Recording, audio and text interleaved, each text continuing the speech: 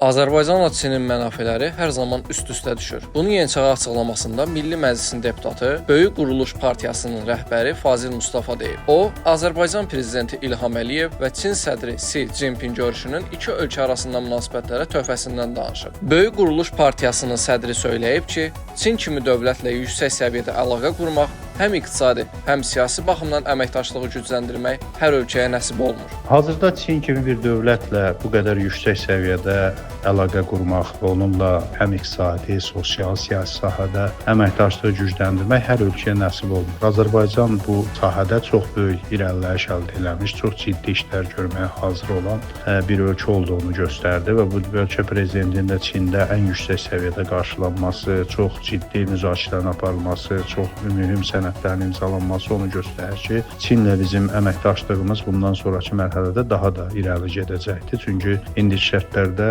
xüsusilə də iqtisadi vəziyyət onu tələb eləyir ki, biz daha geniş açılımla dünya ölkələri ilə əməkdaşlığımızı quraq və Çində dünyanın ən aparıcı iqtisadi gücü olan ölkədir.